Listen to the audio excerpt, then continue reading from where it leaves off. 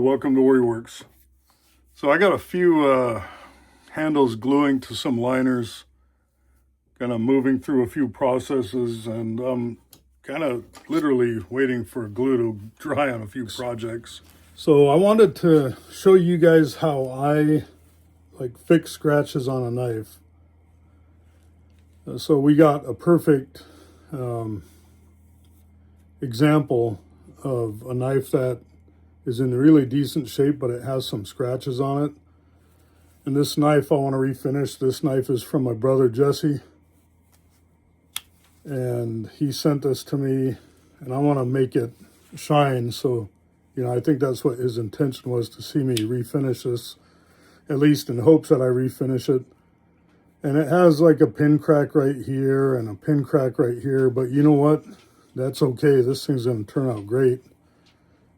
So what I like to do is I'll start with the easiest, see if it's the easiest fixes, or the simplest solution is the easiest fix.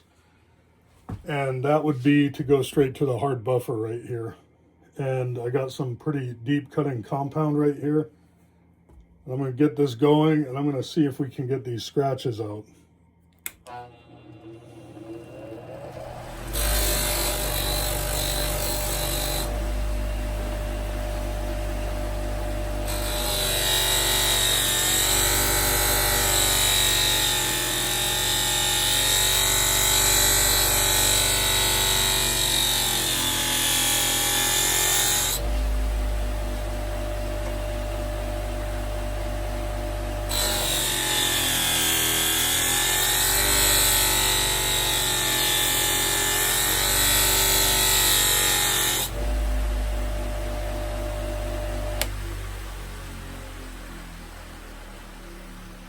So put a beautiful finish on there, as you guys can see, but it's not getting those steep scratches out. And I don't know, it's maybe if I focus in this area, I'm going to try to put a little more compound and see what I can do. Maybe let me get some heavier cutting compound. I'm going to reach, you guys, I'm sorry.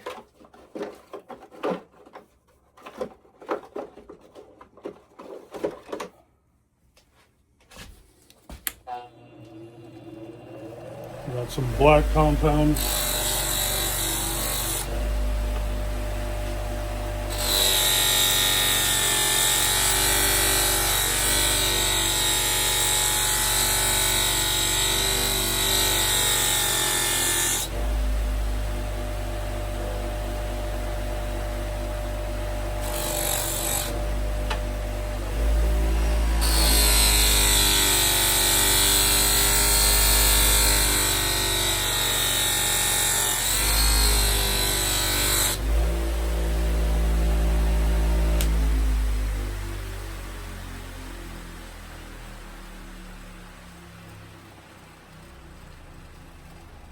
And it's starting to look really nice, but I could still see those scratches in there.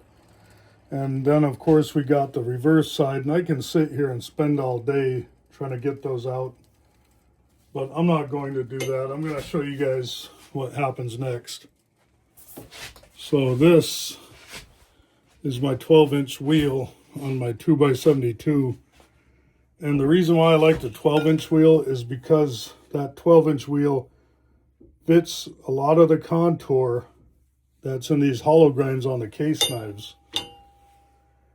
And what I'm going to do is I'm going to start with some not heavy sandpaper, but it's 240 grit. Sorry, 1 second.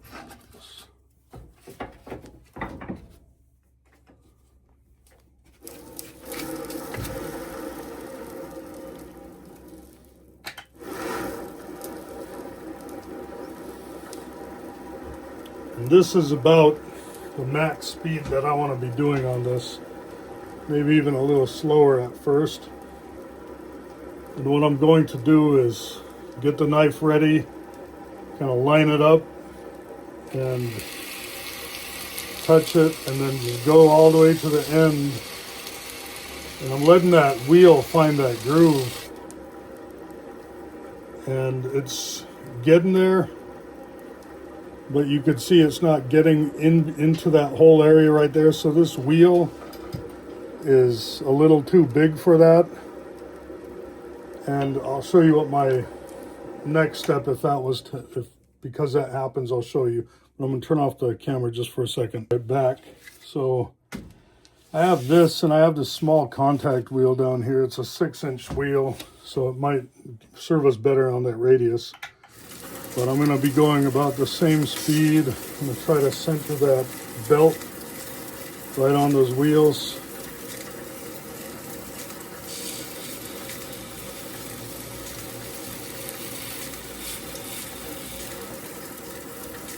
And as you can see, that's almost a perfect match. That's getting all the way in there. I just need to go. It's wanting to grab it a little bit, maybe because it's a little too slow.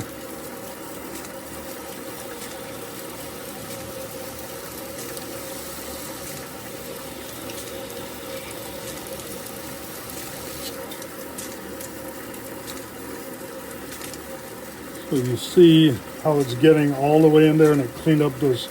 I could still see that scratch right there. That's a pretty deep scratch, so I'm just going to keep trying to work that out.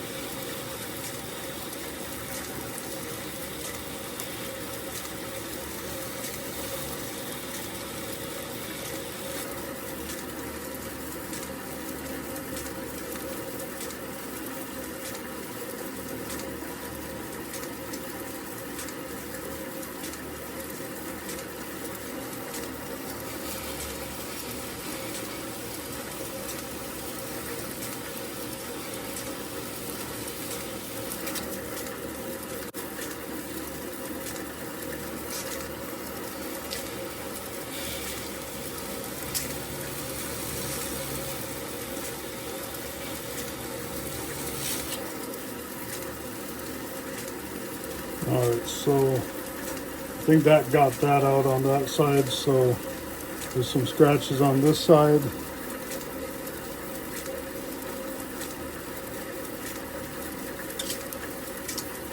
You know what, I might save us a little heartache, and this side's not as bad as the other side.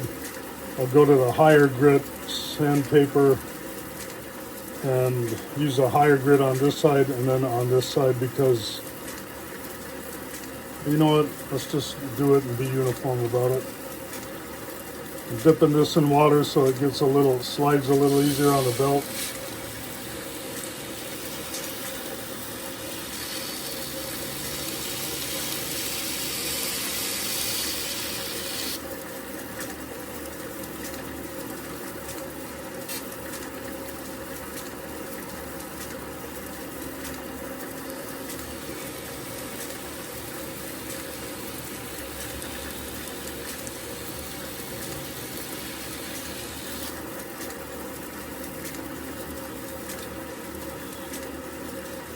So before I switch out belts, I'm going to move to the spay blade, but I think this one more is a 12-inch wheel, and I should have did that earlier. This has more of a surface angle for that 12-inch, so I'll wait for this one, and we'll finish with this one with the higher grit sandpaper.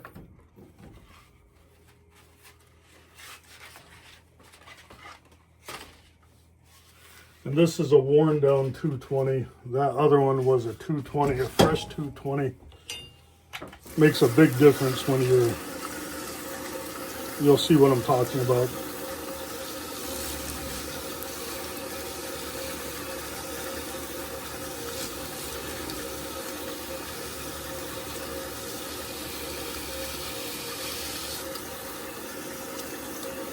So you see that side versus this side. This has a little more deeper, like dull look to it. This one's starting to look a little cleaner, shinier, more smaller cut marks.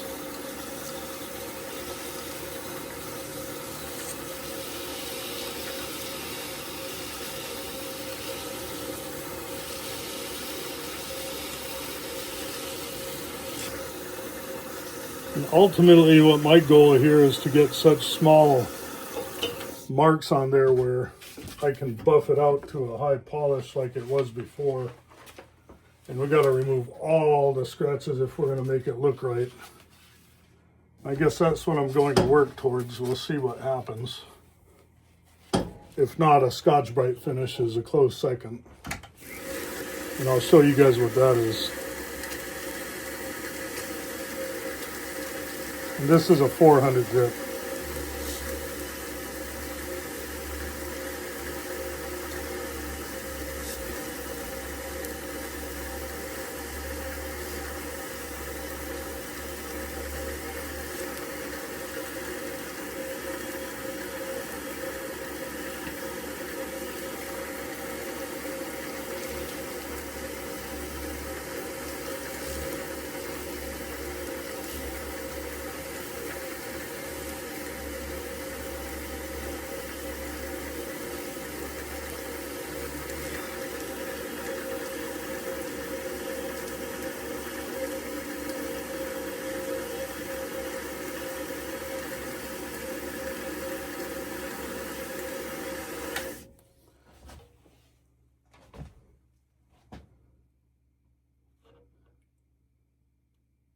So I think that polishing wheel can get most of those scratches out, but I'm going to go over a couple more times, maybe a higher speed.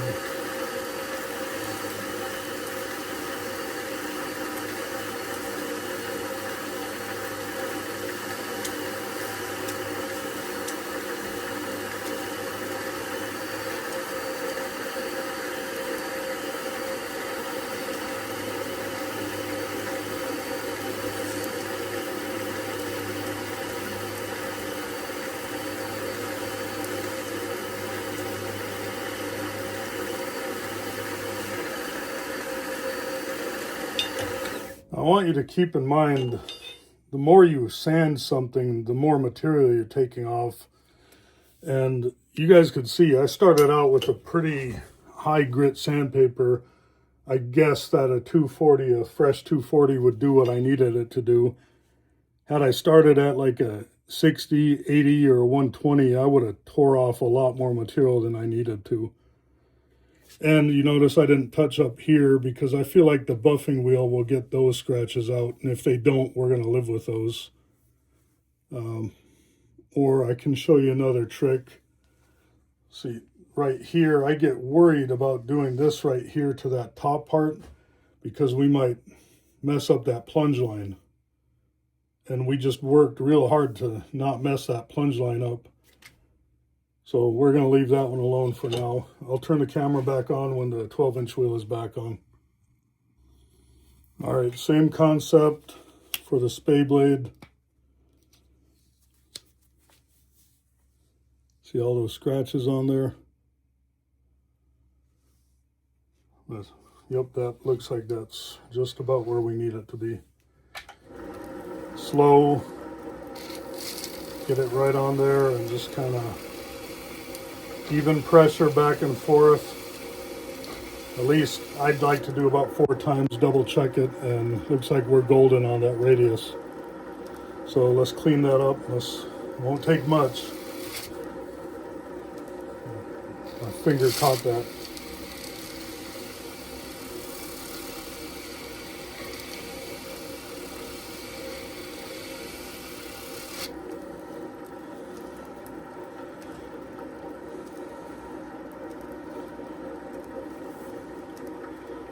So I think that's all right. I just want to get a little bit more.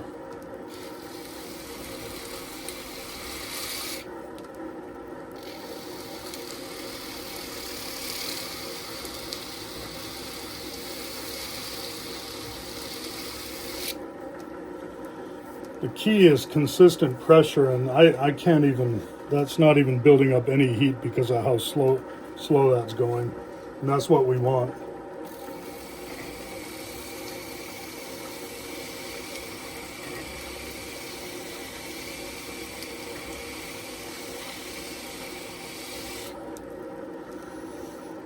And you can see that's starting to clean that up, getting out those scratches. be careful. And a sharp blade, and I guess part of it's because it's a little dry, so dip it in water and already can feel that cutting a little easier and gliding a little easier on the belt with some water on there. And it keeps the heat down, even though there isn't much of any. So see that? It's just not touching on the top here, so I know that we need to put a little pressure right there.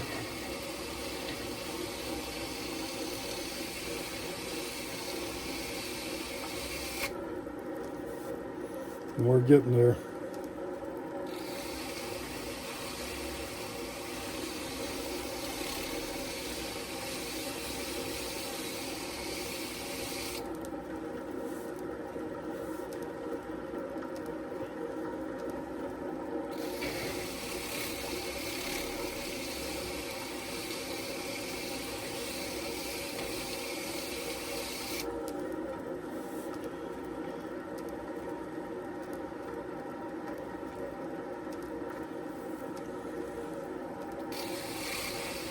I'm going to go a little quicker on this.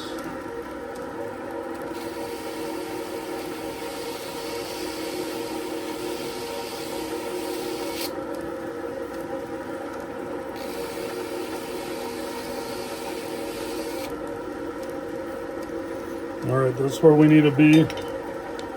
So I'm going to move to the same belt that we used earlier.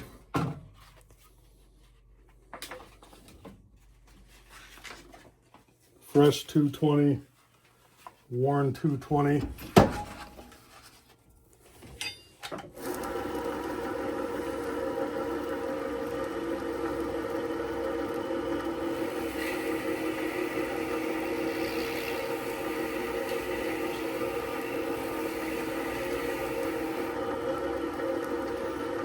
See how much shinier it is than this side right here? This is kind of dull. You can see the cuts, the deeper cuts and less striations. So we're going to try to turn the heat up, or not the heat.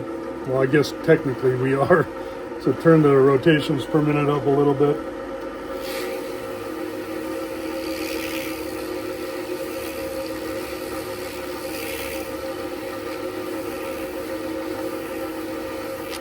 So I want to remind everybody, the higher grit you get, the faster you go, you have more surface area.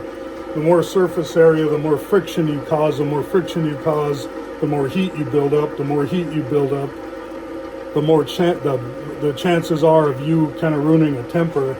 So have a little thing of water right below you. I have a little bucket catch of water right next to me, just in case. And I'm using my fingertips to kind of gauge the heat of this.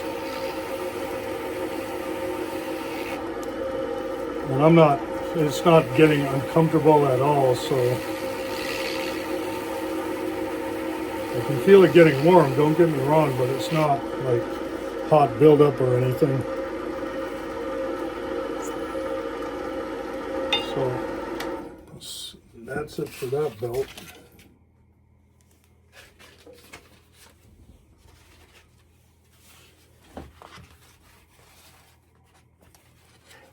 So my guess is, if I don't want to sit here all day on the buffer, and I kind of like that Scotch-Brite, that finish on there. I think it's pretty good at hiding and covering up scratches, not only current ones but future ones, and it looks nice too. So we'll see. That might be what I end up finishing these blades with.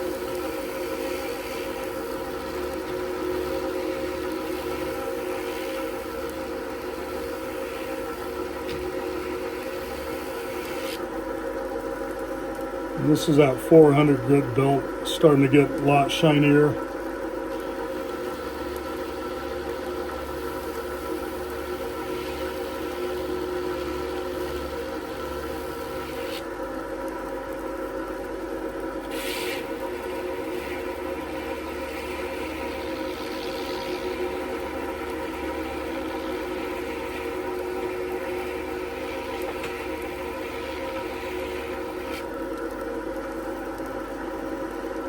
I'm going to switch it around a little bit and see what I can do with the edge pointing down.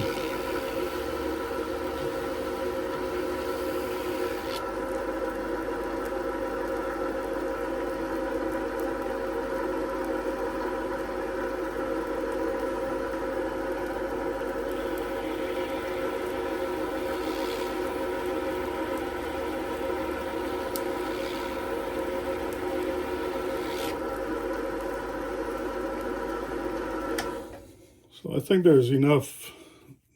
We'll see. I'm going to pause it, move over to the bench grinder and the buffing wheel, let you guys see how it goes from there. All right, we're back. I'm going to start with the black compound again. And I have a denim wheel on here, so it's a pretty hard wheel. Edge pointing down. I don't want the edge pointing up, just for safety.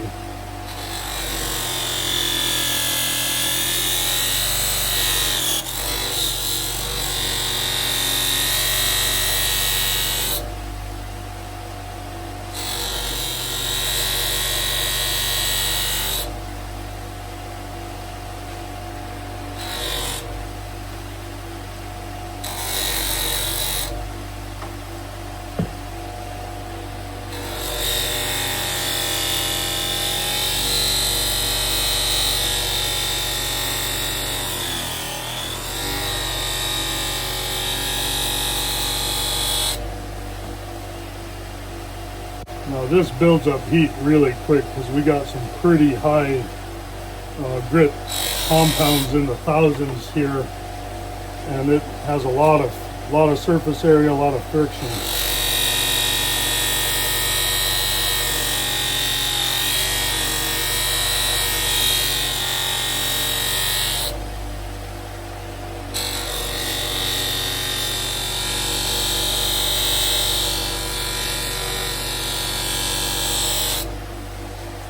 Get a paper towel and wipe this off and let you guys see how it looks.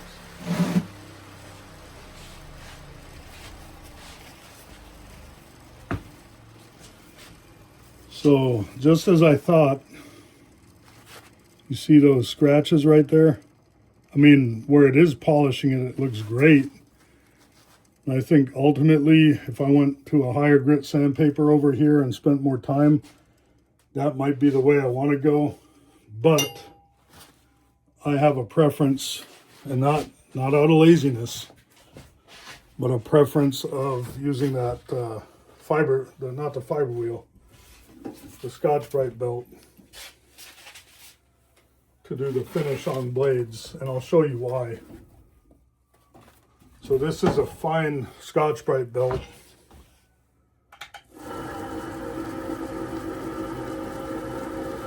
Show you before.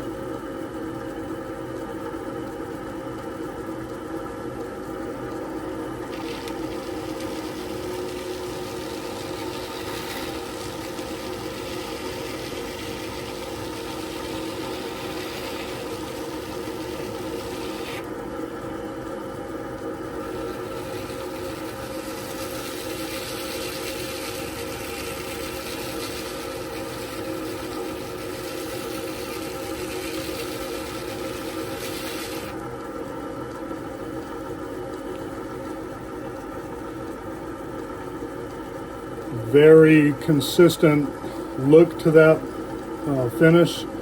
It's shiny. It doesn't look poor quality in any way, and it looks like I guess a factory finish. Case does do this similar finish to other knives.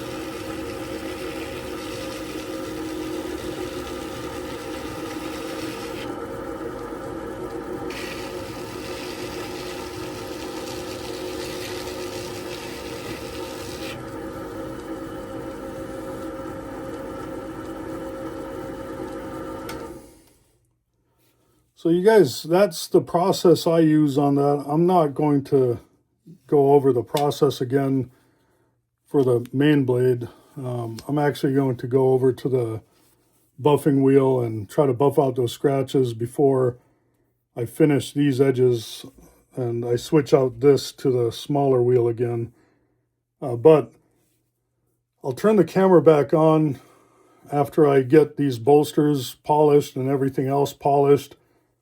And I think I'm going to toast these handles, and I'll show you guys kind of how I do that on camera. And we'll buff that out, and we'll finish this knife out on camera after I get these blades and bolsters kind of where I want them to be. Okay, so here's where we're at. The top portion of that polished out really well. It's not perfect. I could still see a little bit of the remnants of the scratches on this side, but I think it looks great. You got the highly polished area and then the finish from the fiber or the Scotch-Brite wheel. I call it, it's common name, Scotch-Brite, because that's I guess the stuff that the name brand stuff that it's made out of. But realistically, I think they call it some kind of like woven fabric or something like that. I'll put the name up there. I might even put a link for some of the 1x32 ones that I see. But as you can see, I didn't do anything to the wood yet. I got the bolsters kind of rough sanded and ready to be polished, but I didn't want to do that without, you know, because I'm going to end up repolishing it if I do it right away now. So I want to give this some color. It looks a little pale. I got a bucket right next to me, so if you see me move and you hear a little splash, that's me cooling it off. I don't want it to get too hot. When it gets too hot, you start warping the material. So I'm just going to use this torch, and it has MAP gas and it's automatic flame, and I'm just going to be doing this like this till I get some color. And I might even move the bucket over to my left so I don't have to switch hands when I dip it. So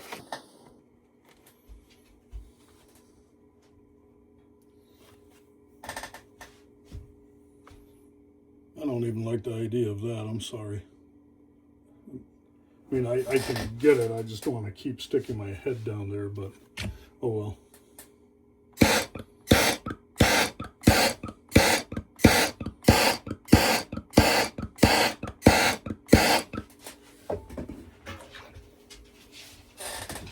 So that little bit gave it some color. And I'm not looking to burn this or anything. I just want to get enough color in there so it looks nice.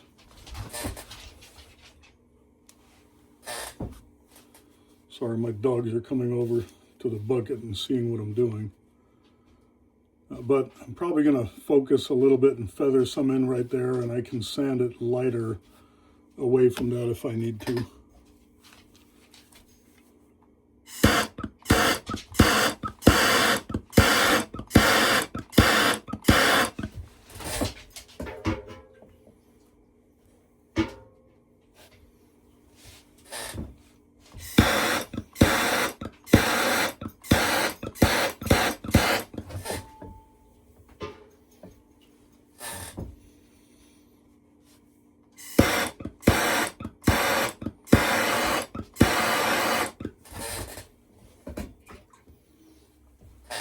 I get those dark ridges we all like up here. And it's still hot, so I gotta dip it a little bit more. So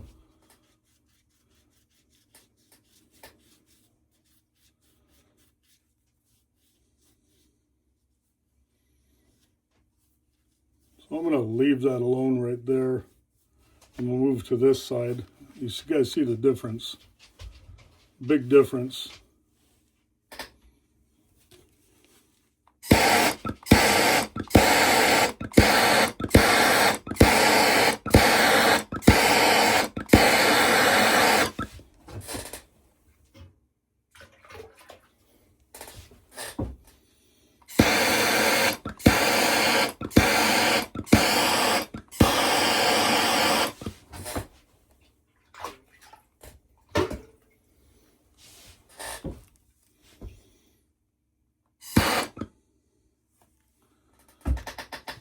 And I think with that, we're kind of good. I want to see how hot that is. It's cool to the touch. I'm going to take my fine grit flap wheel.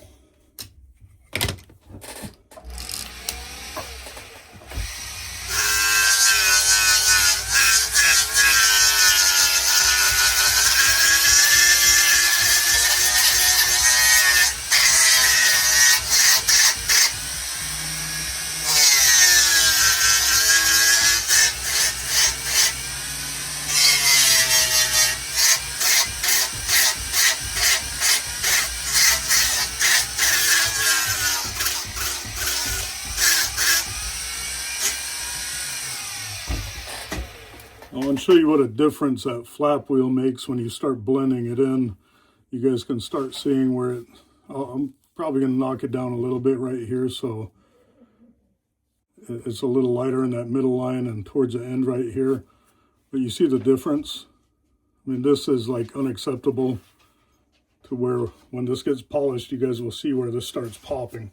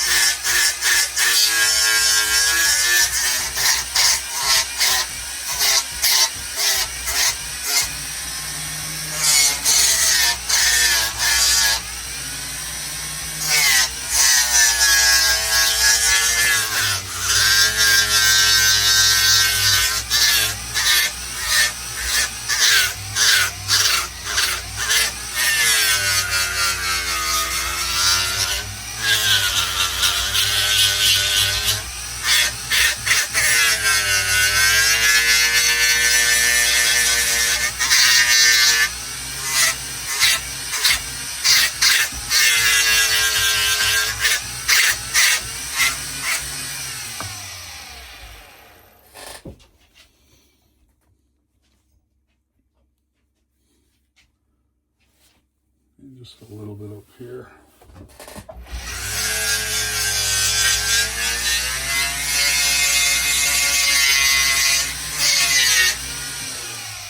And for good measure, while I'm right there anyway and I got some dust going, I'm going to take some super glue, some thin CA glue, drop it on there. Hopefully all that crap that I just dumped on there, some of it went in that actual area I wanted it to. So I'll leave it, let it sit there just for a second. It's soaking in. The stuff is thinner than water. And because I don't want to be kicking up a lot of CA glue, I got a pin crack on this side. So while I'm at it, I'm going to put some glue on that. Try to not get glue all over that.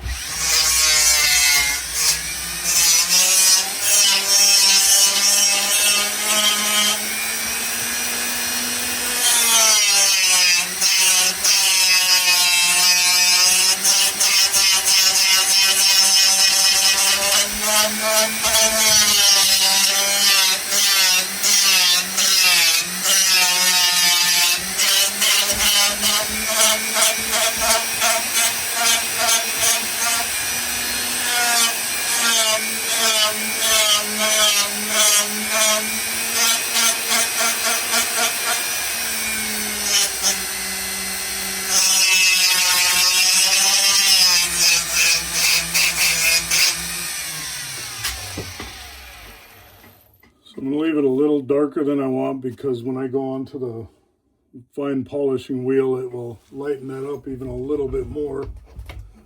But what I'm going to do, I'll turn it back on off camera. I'm going to polish the bolsters, then switch the wheel, the soft wheel on the other side, and clean up the handles with a clean wheel so I'm not getting dirt and compound in there.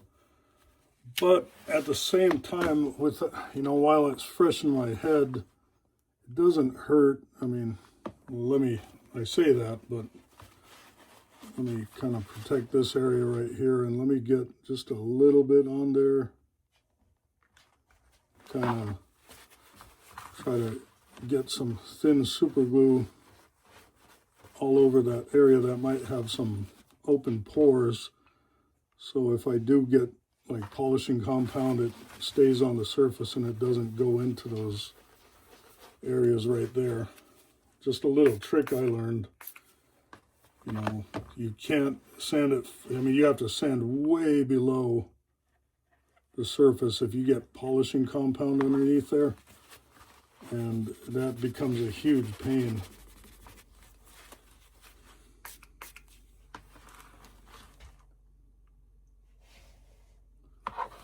And this additionally gives you the benefit of a harder surface, so you can have a better area to polish.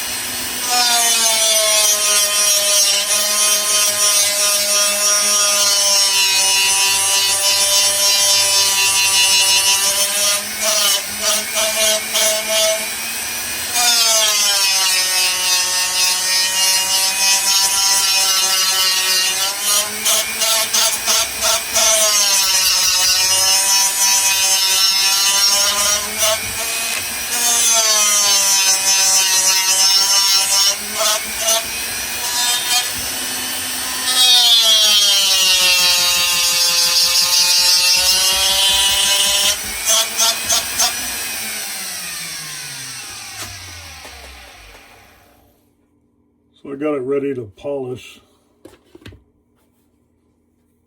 the bolsters and then the handles, but I gotta get this part, sorry.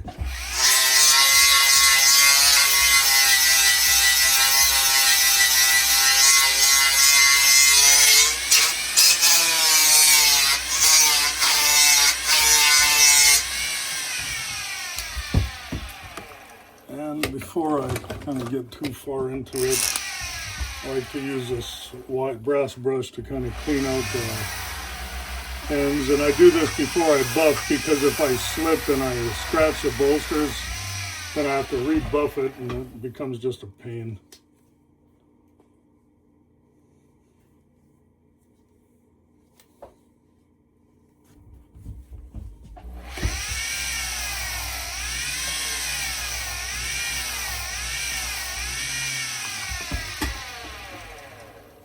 And this brass brush is from Harbor Freight, and by far, they're the ones I found that reach down the furthest.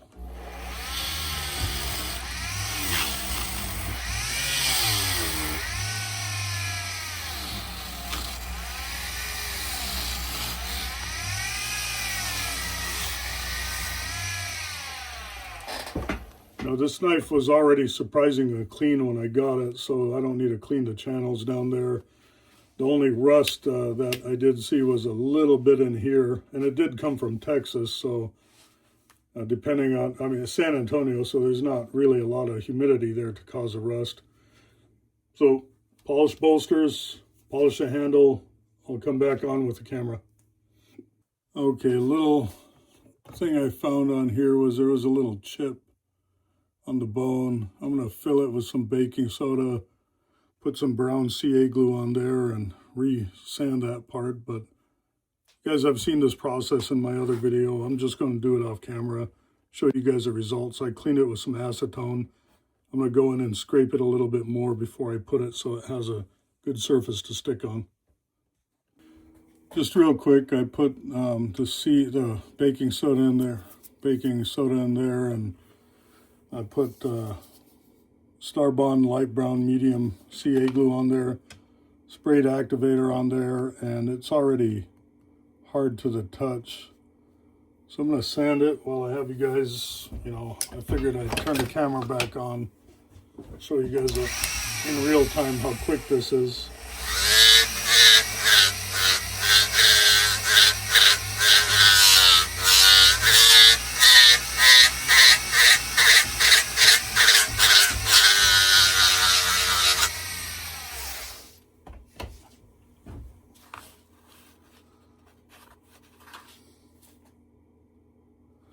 I'll sand it just a little bit more, but there's that repair right there. I'll come back when we're all done. All right, guys, so almost done. I just put an edge on there and got it all polished up. Yeah, I mean, I'm so happy that when you have a vision of something or how it should look, it kind of pans out. Sometimes you think it's going to look better. Sometimes you think it's going to look worse, or sometimes you're spot on. In this case, this one turned out way better than I expected. And Jesse, my brother Jesse, sent this to me today.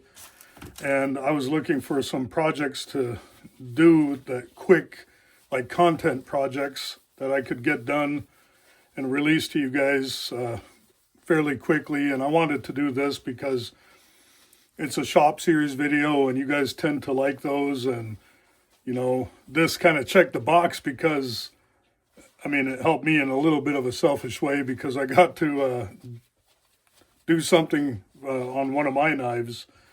But it helps bring content. You guys, please remember, I know a lot of you guys send things in, and there is a wait time for a reason because, you know, I have things I need to do, like personal things like that. But I also have to make content. I mean, and I can't always make the content. Chigoo, man, just stop.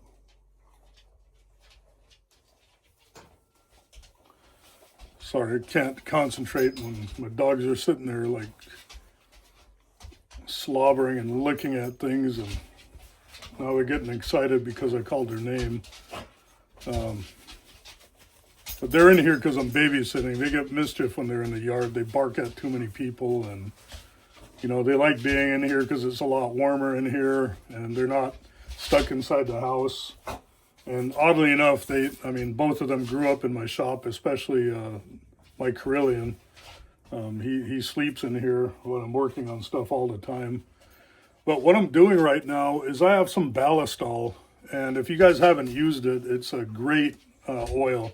It was developed during World War II to apply to metal, leather, all kinds of things to preserve it and protect it. And right now, I just put a little bit on this rag, and I'm wiping off the buffing compound, because I personally think that there's not many things that get that buffing compound off easier than this. And you guys can see it's definitely working.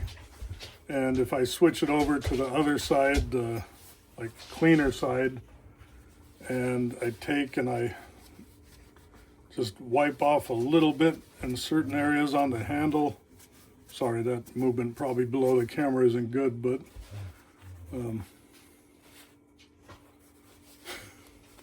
I'm sorry, you guys.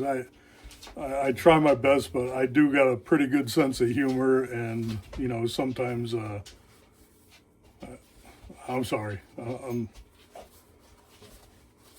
I like to joke. It's in the Yupik culture, joking is one of the values that we're taught is humor.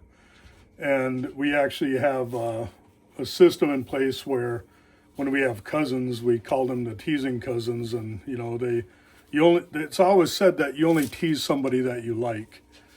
And, you know, I don't tease many people, but the ones I do, I definitely, I like. And that's just kind of part of our culture.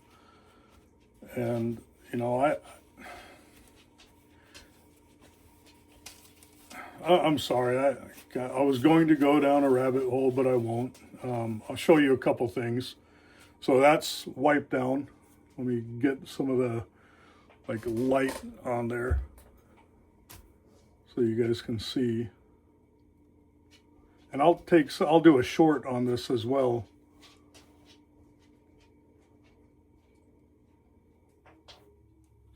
But that thing, I mean, from everything, from the blades to the bolsters, to the handles, to the snap. Everything about this knife is right. And I gave it an edge. I haven't tested it yet, but it's does what it needs to on the main blade. The spade blade tends to be a lot sharper because it comes to a thinner hollow point than the saber grind. And that tells me I did not do a decent job on sharpening this, or at least running it on the strop. So I'm not going to keep you guys hanging. Let me run back to the strop, run it on there a little bit, and I'll be right back.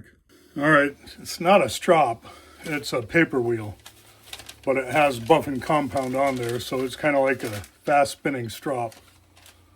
So, see what that did? So there we go.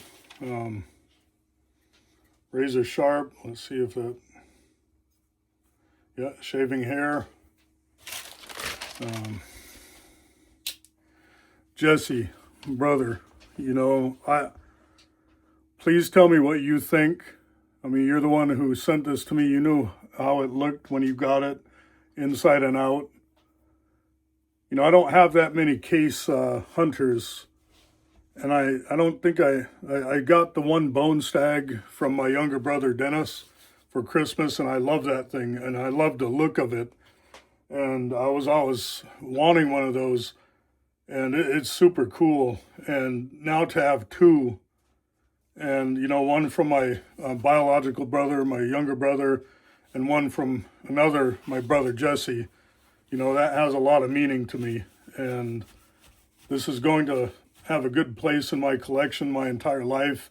And every time I look at it, you know, Brother Jesse, I hope you know that I'll always remember our friendship and our talks, and, you know, your guidance and your direction, you know, because you have given me very good advice, even though I'm a little stubborn. I think you know that because you repeat yourself on certain things.